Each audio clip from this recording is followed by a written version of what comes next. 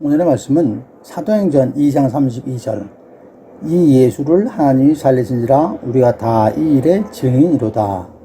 다음에 갈라디아서 6장 17절 이후로는 누구든지 나를 괴롭게 하지 말라. 내가 내 몸에 예수의 흔적을 지니고 있노라. 이 말씀을 은혜의 증거, 증인 그리고 흔적들 이라는 제목으로 함께 나누도록 하겠습니다. 사람이 살아가는 데는 세 가지 태도가 있다고 합니다. 먼저 자기 자신이 잘났다고 생각하며 살아가는 사람이 있고, 두 번째로는 반면에 열등감으로 살아가는 사람이 있다고 합니다. 마지막으로 은혜로 살아가는 사람이 있습니다. 첫 번째 사람은 자기가 항상 잘났다고, 자기가 모든 걸 할 수 있다고 생각하는 사람이죠. 그래서 자신감과 자만심, 자기애가 상당히 강한 사람이 되겠죠. 두 번째에 자기 열등감에 빠져 있는 사람, 자기가 할 수 있는 게 별로 없다라고 생각하는 사람입니다. 그 다음에 마지막으로 말씀드리는 은혜의 사람들, 어떤 사람이냐? 세상 일이 자기 뜻대로만 되는 게 아니다라고 인정을 하는 사람이죠. 그래서 하나님을 알고 또한 자신의 부족함을 알기 때문에 모든 것에 감사하는 사람들입니다. 그야말로 범사에 감사하면서 살아가는 사람이죠. 그리스도인이라면은 모든 일에는 하나님의 뜻이 있고 하나님이 정하신 때에 이루어질 것이라는 것을 믿는 사람들일 것입니다.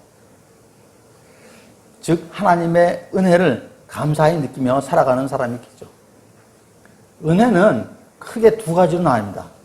두 가지 은혜가 있다고 그러는데, 첫 번째는 보여지지 않는 은혜가 있고, 두 번째는 보여지고 느껴지는 은혜가 있다고 합니다. 보여지지 않은 은혜는 뭐냐면은, 저나 여러분들이 다 받은 구원의 은혜입니다. 근본적인, 가장 믿는 사람의 근본적인 구원의 은혜. 우리는 그걸 보지도 못하고, 그러죠? 예, 성경 말씀에도 있습니다. 에베소서 2장 8절에서 9절 말씀인데요. 너희가 그 은혜에 의하여 믿음으로 말미암아 구원을 받았으니 이것은 너희에게서 난 것이 아니요 하나님의 선물이라. 행위에서 난 것이니 이는 누구든지 자랑하지 못하게 함이니라 라고 말씀을 하셨습니다. 두 번째 보여지는 은혜, 느껴지는 은혜는 어떤 것이냐면 성령님이 임재하셔가지고 성령님을 통해서 우리가 이루어지는 일들, 그런 것이 은혜입니다. 성령님의 역사하심을 통해서 우리가 뭔가 이루어내는 것, 그것이 은혜를 받아가지고 우리들이 행하고 보여지는 것들이죠. 사도행전 2장에 보시면은 오순절날 사건이 있죠.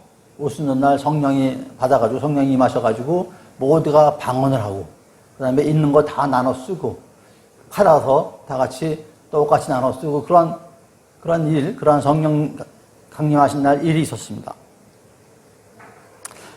이 두 번째, 보여지는 은혜, 느껴지는 은혜는 이걸 받지 못하면은 구원의 은혜만 가지고는 우리가 믿음 생활을 하고 하나님 믿어가는데 사실 좀 건조하고 좀 무의미하고 그럴 수도 있습니다. 그러면 이렇게 받은 은혜를 확실히 내가 받고 있는지, 받았는지, 또는 받았다면 받은 증거가 있어야 될 것 아니겠습니까? 아니면 다른 사람들이 당신은 은혜를 받은 사람이다라고 증언을 해주는지, 그런 증인이 있든지, 그런 것들이 있어야 되는데, 두 번째 보여지는 은혜라면은 나의 믿음의 삶이 곧 증거가 되어야 될 것이고, 내가 그러한 걸 갖다가 증언하는 증기준이 되어야 할 것입니다.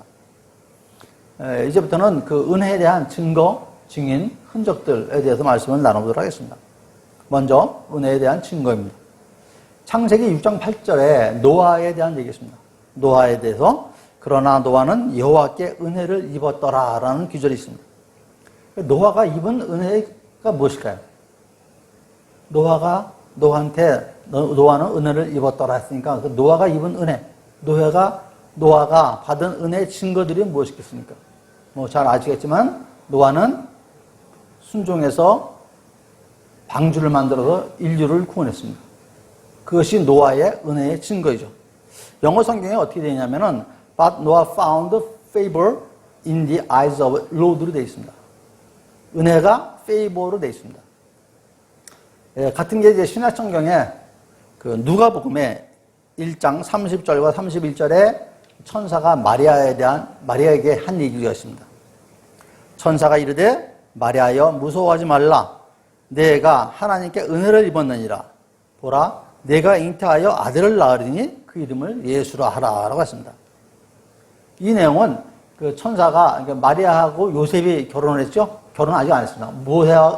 요셉하고 마리아가 정혼을 했습니다. 결혼을 하겠다고 정혼을 했습니다. 정혼한 다음에 그 당시의 습관이 풍습이 정혼하고 약혼을 하고 1년 후에 결혼합니다. 그 1년 동안 뭐 하냐? 서로 헤어져 있습니다. 서로 따로 헤어져 있어가지고 서로 예비 신랑, 예비 신부로서 결혼을 준비를 하는 거죠. 뭐 지금 같으면 약혼하면은 더 매일 만나죠. 매일 만나고 그러는데 그 당시에는 떨어져서 헤어져 있는데 마리아가 임신을 한 겁니다. 요새 같으면 약혼하고 임신하면 좋을 수도 있겠죠. 선물이 있다고 그래가지고. 그러면 안 되지만은. 근데 그 당시에 이렇게 떨어져 있는 사이에 임신했으니까 지금은 파혼감이죠. 그런데 어떻게 하셨습니까? 하나님께 은혜를 입었느니라라고 했습니다. 어떤 은혜를 입었나요? 인간으로 보시는 예수를 임신하신 거죠. 인간으로 오시는 예수를 임신해서 엄청난 큰 은혜를 입은 것입니다. 마리아에게 은혜의 증거는 예수님의 탄생인 것입니다. 이 땅에 그리고 이 땅을 그리고 우리를 구원하러 오시는 예수님을 마리아가 임신하는 출생시키는 은혜를 커다란 은혜를 입은 것입니다. 여기서도 영어 성경은 어떻게 하냐면 You have found forever and favor with God로 되어 있습니다. 여기서도 은혜가 favor로 되어 있습니다. 우리가 통상 알기로는 은혜는 뭐죠? 영어로 그레이스죠. 그레이스하고 favor하고 어떤 차이가 있느냐? 그거 잠깐 말씀을 드리겠습니다. 그레이스는 우리가 마시는 공기와 같이 모든 사람에게 조건 없이 주시는 하나님의 주권적인 그런 선물인 것입니다. 은혜는. 그래서 그 바울의 쓴 서신서를 보면 은혜라는 얘기가 상당히 많이 나오죠. 예. 그 대신 페이버는 어떤 것이냐면 오늘 말씀드린 페이버는 내게 특별히 주셔서 하나님의 계획하심을 이루어가는 하나님의 선물인 것입니다. 그러니까 모든 사람에게 동일한 은혜가 주어지는 건 아니죠. 은사 또는 은총이라고 얘기를 하기도 합니다. 개인에게 하나님께서 뜻하신 계획을 이루시기 위해서 각 개인별로 주는 개별 선물이다라고 생각을 하시면 됩니다. 노아는 방주를 만들어서 인류를 구원했고 마리아는 예수님을 잉태해가지고 인류를 구원하는 그런 페이버 은혜를 입은 것입니다. 여러분들은 하나님으로부터 어떤 은혜를 입으셨는지 어떤 은혜를 입고 계시다고 생각을 하고 계시는지 분명히 하나님께서는 주셨습니다. 하나님께서는 저와 여러분이 그 은혜의 증거를 드러내기를 원하고 계십니다. 그럼 이제 그 은혜의 삶에 드러나는 증거들은 어떤 것들이 있는지 한번 살펴보도록 하겠습니다. 첫 번째로 겸손한 자세입니다. 왜 은혜를 모를까요? 왜 은혜를 느끼지를 못할까요? 하나님께서 주시는 선물이라고 생각을 하지 않기 때문이죠. 내 힘, 내 능력으로 할 수 있다. 내 힘, 내 능력으로 했다라고 하기 때문에 은혜를 느끼지 못하는 그런 교만함에 빠지게 됩니다. 두란노 서원의 비전 그 성경 사전에 보면은 겸손을 정의하기를 하나님 앞에서 자신이 하나님의 뜻을 행할 수 없는 죄인인 것을 알고 스스로 자랑하는 것을 버리고 낮은 데 처하여 하나님의 긍휼을 구하는 마음의 자세라고 정의하고 있습니다. 스스로 낮추는 것, 낮춰서 비우는 것, 이것이 겸손입니다. 내가 아무것도 아니고 내가 아무것도 가진 게 없다라고 생각하면서 그렇게 살아가는 사람들입니다. 자신을 비우고 그 비워진 자리에 하나님의 은혜로 가득 채우는 것이죠. 하나님의 은혜의 선물로 가득 채우면서 살아가는 사람이 바로 하나님의 은혜의 선물을 증거를 나타내는 사람들입니다. 성경 말씀에서도 그 겸손한 자에게 은혜를 주신다고 하셨습니다. 야고보서 4장 6절에 나오는 말씀인데요. 그러나 더욱 큰 은혜를 주시나니 그러므로 일렀을 때 하나님이 교만한 자를 물리치시고 겸손한 자에게 은혜를 주신다 하였느니라 라고 했습니다. 겸손이 은혜의 증거인 것입니다. 두 번째 그 은혜의 증거로 나눌 것은 감사하는 마음입니다. 감사는 한자 말이죠. 감자가 느낄 감자, 살해는 살해할 사자입니다. 그러니까 느껴서 살해한다는 게 감사인 것입니다. 느껴지는 것을 살해하는 것, 그것이 감사인 거죠. 헬라어로는 유카리스티아라고 합니다. 감사를 유카리스티아. 유는 좋다라는 뜻입니다. 카리스티아는 뭐냐면 카리스 아시죠? 우리가 통상 헬라어의 은혜가 카리스죠. 카리스, 중창단, 합창단 이런 얘기는 많이 나오겠습니다. 그러니까 유카리스티아는 좋은 것에 그 은혜를 나타내는 말입니다. 그러니까 좋다, 유와 은혜의 카리스가 합쳐진 유카리스티아가 감사인 것입니다. 즉 감사는 좋은 은혜, 은혜가 좋다라는 뜻이 되겠습니다. 감사는 하나님의 은혜를 아는 것이죠. 내가 받은 것을 주님이 주신 것임을 고백하는 그러한 내용이 되겠습니다. 히브리어로는 감사가 토다입니다. 그 의미에는 찬송, 고백 이런 의미가 달려 있습니다. 감사는 하나님께 영광의 찬송을 드리는 것이다 라는 의미라고 보시면 되겠습니다. 앞에서도 말씀드렸다시피 은혜는 나의 공로가 있는 것이 아닙니다. 나의 노력과는 전혀 관계없는 것이 은혜입니다. 그런데도 주님께서는 나를 사랑하셔서 그냥 주셨습니다. 즉 감사는 노력의 산물이 아니라 감사는 은혜의 산물인 것입니다. 데살로니가 전서 5장 18절에 나오는 말씀 잘 알고 계시죠? 범사에 감사하라. 이것이 그리스도 안에서 너희를 향하신 하나님의 뜻이니라 라는 말씀이 있죠. 여기서 범사가 무엇입니까? 어떤 형편이든지 무슨 일이든지 어떤 일이 무슨 일이든지라는 의미를 갖고 있습니다. 좋은 일에 감사하는 것은 물론이고 그렇지 않은 일에도 감사하라는 게 범사에 감사라는 의미죠. 여러분, 좋은 일만 은혜인가요? 내가 계획하고 내가 생각한 대로만 이루어지는 것이 은혜인가요? 내가 생각하고 계획한 것이 성경적이지 않을 때는 하나님께서는 그 길을 아마도 막으실 것입니다. 그 길을 막아주는 게 또한 은혜입니다. 그게 감사한 것이죠. 범사에 감사하라고 한 이번 데살로니가 성도들은 지금 엄청난 환난과 핍박 가운데 있습니다. 데살로니가전서 1장 처음에 보면은 1장 6절 말씀인데요. 또 너희는 많은 환난 가운데서 성령의 기쁨으로 말씀을 받아 우리와 주를 본받은 자가 되었으니라고 말씀하셨습니다. 지금 데살로니가 성도들은 엄청난 환난 가운데 있는데도 범사에 감사하라고 말씀을 하고 계신 것이죠. 좋은 일에 감사하는 것은 누구나 다 할 수 있는 일일 것입니다. 지금 얘기하는 것은 어떠한 환난과 핍박과 괴로움에 있더라도 감사하라는 것입니다. 이것이 은혜인 것이죠. 하나님께서 은혜의 길로 인도하시기 때문에 그걸 믿고 감사하라는 얘기입니다. 시편 116편 12절 말씀에 다윗의 고백이 있습니다. 내게 주신 모든 은혜를 내가 여호와께 무엇으로 보답할까? 다윗의 고백입니다. 다윗 왕은 은혜에 감사해서 이를 어떻게 고백할까 하고 고백하는 것입니다. 여러분도 범사에 다윗과 같이 고백하시기를 축원드립니다. 내가 받은 은혜에 무엇으로 보답할까 생각하며 하나님께 보답하시는 여러분 모두가 되시기를 축원드립니다. 세 번째로는 그 증거가 충성된 일꾼입니다. 에베소서 3장 7절 말씀에 이 복음을 위하여 그의 능력이 역사하시는 대로 내게 주신 하나님의 은혜의 선물을 따라 내가 일꾼이 되었노라 라는 구절이 있습니다. 그리고 고린도전서 15장 10절에서 11절 말씀인데요. 그러니 내가 나된 것은 하나님의 은혜로 된 것이니 내게 주신 그의 은혜가 헛되지 아니하며 내가 모든 사도보다 더 많이 수고하였으나 내가 아니요 오직 나와 함께 하신 하나님의 은혜로라. 그러므로 나나 그들이나 이같이 전파하며 너희도 이같이 믿었느니라 라는 말씀이 있습니다. 지금 바울은 앞에 말씀드린 다윗처럼 받은 은혜, 하나님의 은혜에 감사하며 살고 있다고 고백을 하고 있습니다. 그 다음에 12절에 보면은 그리스도께서 죽은 자 가운데서 다시 살아나셨다 전파하거늘. 그러니까 사도 바울이 감사하는 것은 무엇을 하느냐? 예수님의 부활을 전파하는 것에 감사하는 것이죠. 사도 바울은 복음을 전파하는 일에 감사하다고 있습니다. 자기가 복음의 일꾼인 것에 대해서 감사한 거 있는 것입니다. 이러한 자신의 현재가 하나님의 은혜라고 사도 바울은 고백하고 있습니다. 여러분, 우리 모두가 복음의 일꾼입니다. 복음을 위해서 사는 저희들 모두가 복음의 일꾼인 것입니다.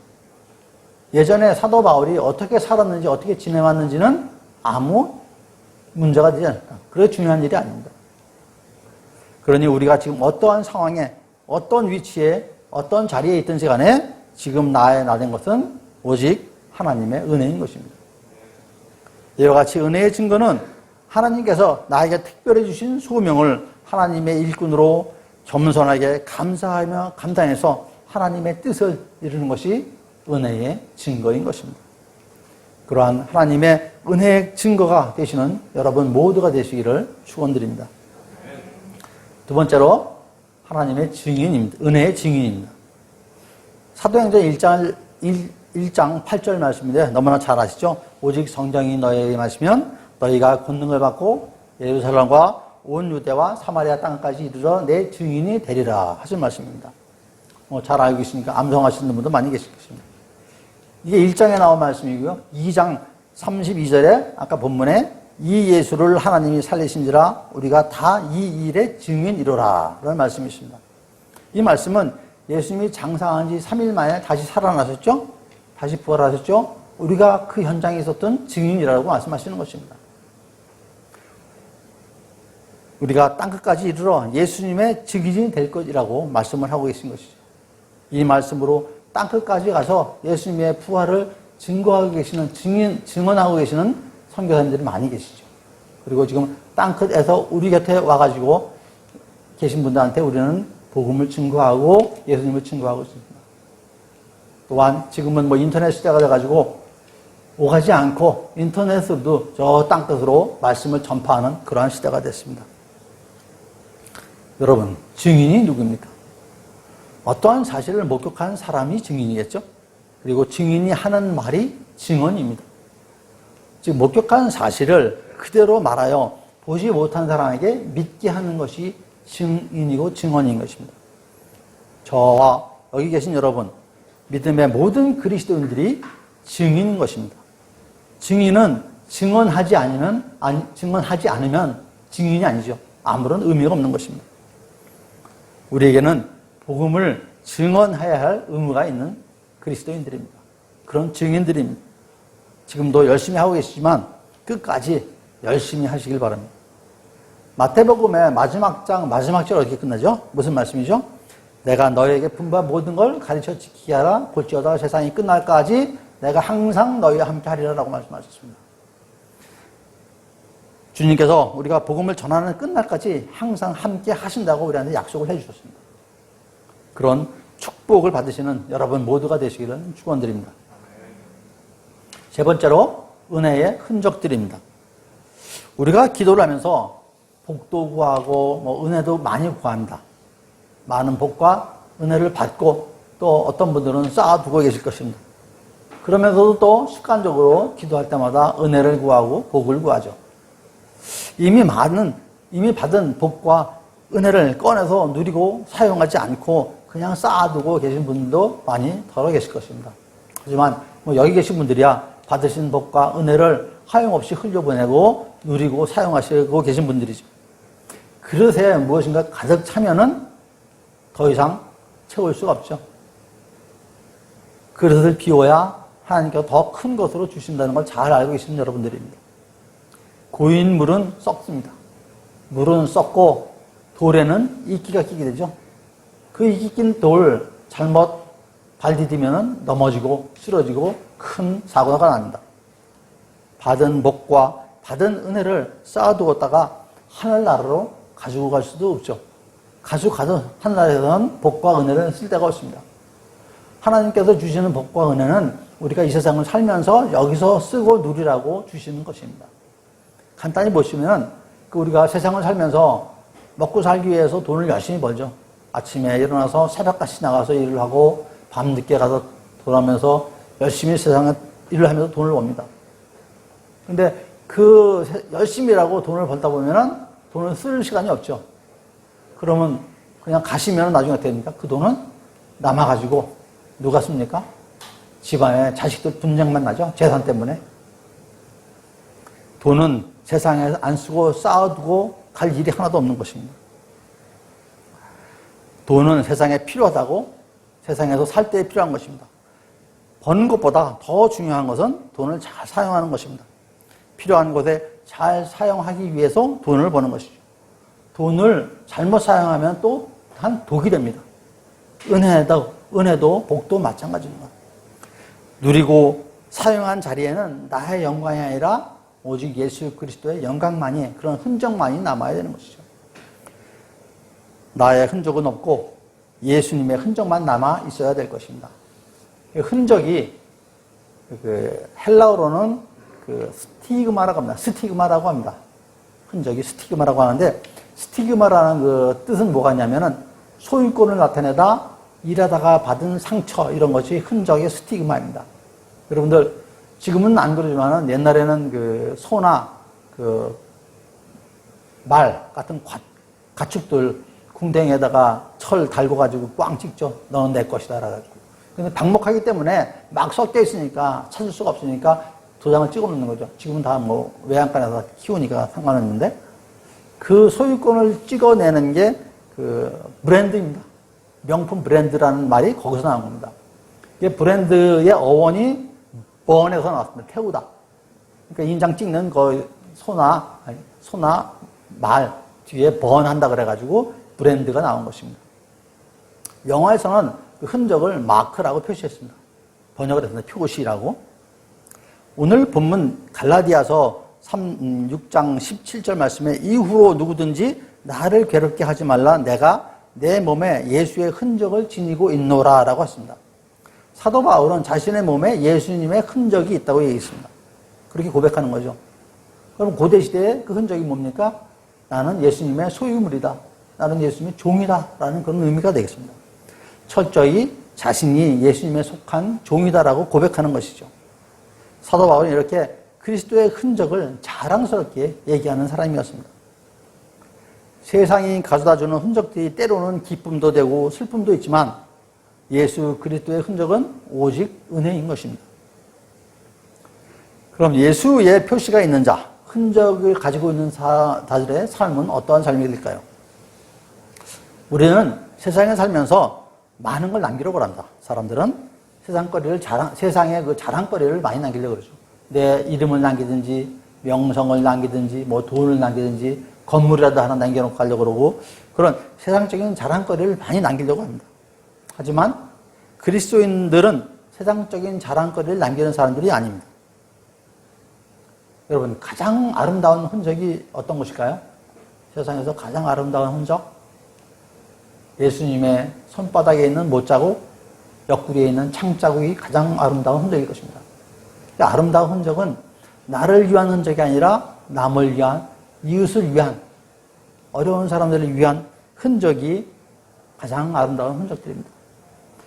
예수님의 제자인 도마가 예수님의 부활을 처음에 믿지 못하다가 뭘 보고 믿었죠? 못자국, 창자국을 보고 예수님의 부활을 믿었습니다. 여러분들은 이웃들이 여러분들에게서 보여주는 예수님의 흔적, 십자가의 흔적을 보고 구원의 길로 나간다면 이 얼마나 아름다운 흔적이 되겠습니까? 우리들을 모르는 분들이 우리들을 통해서 예수님의 흔적을, 구원을 받으면 이 얼마나 아름다운 흔적이 되겠습니까? 어제도 오늘도 이렇게 애쓰시는 여러분 모두를 축원드리겠습니다.